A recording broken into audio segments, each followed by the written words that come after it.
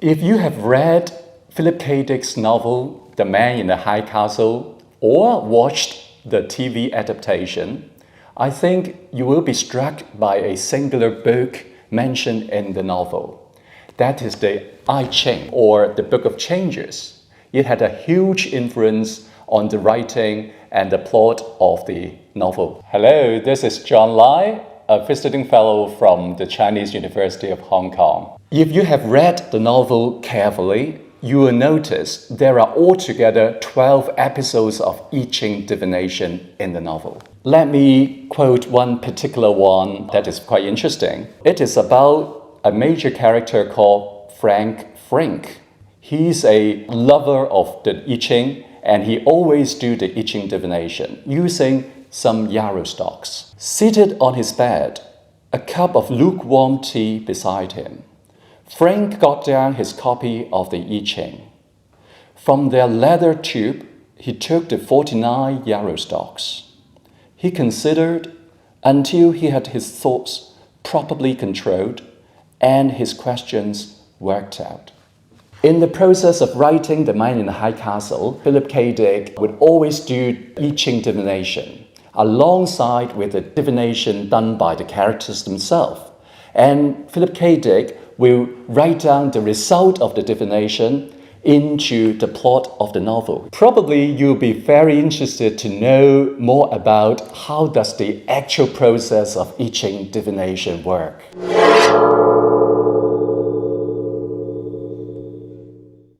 Traditionally, in imperial China, it was the emperor who liked to do the divination and consulting the I-Ching for some really important decisions related to the whole country. But in modern days, or for example in the world of The Man in the High Castle, people are making divination asking some personal question related to their daily life. And at the same time, if we read the remarkable foreword of the I-Ching by Cao Yong, he had a very reflective question in mind. He actually personified the I-Ching just like a sage with a lot of wisdom. And Cao Yong said, I personify the book in a sense, asking its judgment about its present situation. That is, my intention to present it to the Western mind. So I also personify the I-Ching, and I would like to ask him, is it a good idea to represent the I-Ching in the Western literary context?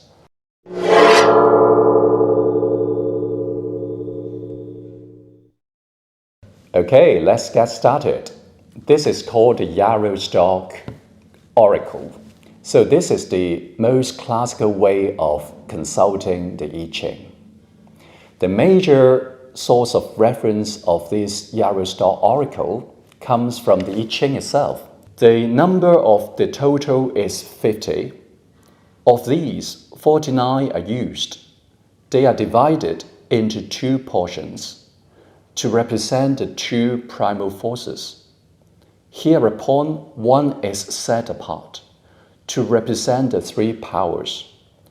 They are counted through by fours to represent the 4 seasons. The remainder is put aside to represent the intercalary month. To start with, we take one yarrow stalk out of the 50 and put it there. This is very symbolic. This yarrow stalk symbolizes the Tai Chi, or the supreme ultimate. This is the primal beginning of the universe. This is the state before heaven and earth was differentiated. From this one, it becomes 2 because we are dividing the 49 yarrow stalks into 2 hips at random. The hip on the left symbolizes the yang force. The hip on the right symbolizes the yin force. The yang symbolizes the heaven, and the yin symbolizes the earth. And from the right hip, we take out one Yarostalk and insert it between the little and the ring fingers. This is very symbolic. This is the symbol of humankind. So here we've got the three primary powers of the universe: heaven, earth, and humankind. And then we'll do some division of those two heaps of Yarostalks by a group of 4. So we start with the left heap. So we take out 4 Yarostalks each time. 4 symbolizes the 4 seasons. Okay, so we'll do them 4 by 4. And then we have a remainder. So we take the remainder between the middle finger and the ring finger. And we repeat the same process for the hip on the right by 4. Okay. And then we've got a remainder of 3. We put the remainder between the index finger and the middle finger. So we've got all the remainders here, and we put them aside there. And then we have to repeat the process. This is considered one change, the first change. And we'll do 3 changes before we get the first line. So we start the second change now. Left and right. Take 1 out and insert here. Divide the bundle by 4. We take out the remainder and insert here. We do the same for the hip on the right. 4 is also considered the remainders. And then I put them aside. So we do one more time, then we'll get the bottom line. Divide into 2 and then take out 1, divide them by 4. So we take the remainders out, hip on the right, put it there. Then we have done 3 changes already. We need to count how many bundles of 4 are left on the table. Okay, 1, 2, 3, 4, 5, 6, 7. There are only 4 possibilities in terms of the remaining bundles, either 6, 7, 8, or 9. They have a very symbolic significance. Even numbers are considered yin numbers, and odd numbers are considered yang numbers. And we'll use 2 symbols to represent the yang and the yin. So we use one solid, unbroken line for the yang force. For the yin, we use a divided line to represent the yin force. So 6 is considered the old yin. 7 is considered the yang yang. 8 is considered the yang yin. 9, being the largest number, is considered the old yang or the greater yang. So here we've got the first line already. So we can jot it down. So it's a 7. 7 being a yang line. So we just write an unbroken line there, a solid unbroken line, as the bottom line of the 6 lines. So because each hexagram, we have 6 lines, so altogether we have to repeat the process for 18 times.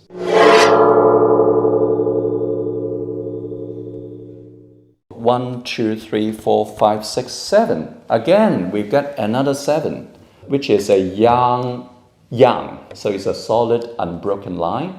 1, 2, 3, 4, 5, 6, 7. Interestingly, we get 7 again. So we've got 3 lines. So actually, we've got the lower trigram already. Because for one hexagram, you've got 6 lines. The bottom 3 lines are the lower trigram. With 3 yang lines, actually, is a very auspicious trigram, which is the qian in Chinese, meaning heaven. So we've got the lower trigram, heaven.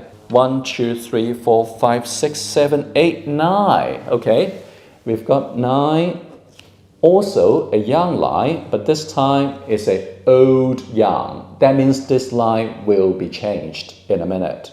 Because according to the I-Ching, when you reach to the extreme, you will alternate to the opposite.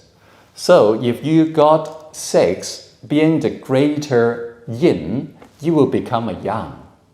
So if you reach to number 9, that is the greater yang, you will alternate to the yin. So in other words, if you got 6 or 9, they are considered moving lines. If you are getting 7 or 8, they are called static lines. 1, 2, 3, 4, 5, 6, 7, 8, 9. Okay, another 9. So another moving line. 1, 2, 3, 4, 5, 6, 7, 8, 9. This is really very intriguing. So we've gotten all the yang lines. This is the probably the most enlightening hexagram that I've ever got, because without any yin lines. So the upper trigram is also a qian, meaning heaven. In other words, we've got all the yang lines, the lower trigram is heaven, the upper trigram is also heaven, so that means the hexagram is also heaven. So this is the first hexagram out of the 64 hexagrams. Heaven symbolizing the source of life, is the source of the whole world. It also symbolizes all the yang forces in this universe. Yang symbolizing light, brightness, life itself. And interestingly, because we've got 3 moving lines on top, so we'll get another hexagram. The 7, they remain unchanged because they are static lines, but all the 9s will be changed to yin. Then we get a new hexagram. This hexagram, again, is very auspicious, believe it or not. The upper trigram has become kun, meaning earth. So we've got earth upon heaven. What does it mean? Actually, this is very auspicious. It can mean peace. Why is it called peace or harmony, actually? Because it symbolizes our spring. Winter would be the other way around, heaven on top and the earth at the bottom. Because the yang force normally will goes up, the yin force will go down. If the heaven is on top, then that means there is no interaction between the yang and the yin.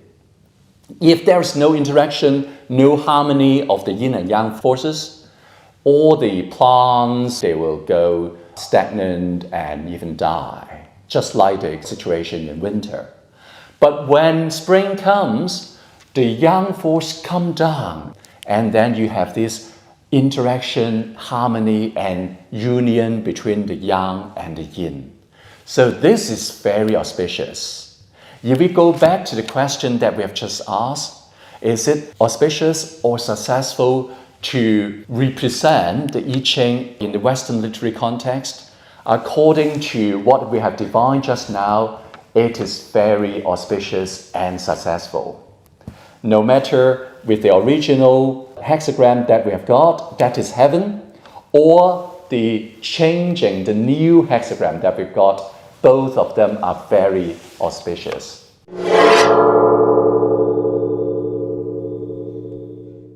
I would like to conclude with a passage from The Man in High Castle. This is by Mr. Tagomi, who is a great lover of the I-Ching. Because we live by a 5,000-year-old book, we ask it questions as if it were alive. It is alive, as is the Christian Bible. Many books are actually alive, not in metaphoric fashion. Spirit animates it. I really love this quotation because I do believe the Book of Changes, the I-Ching, is a book alive.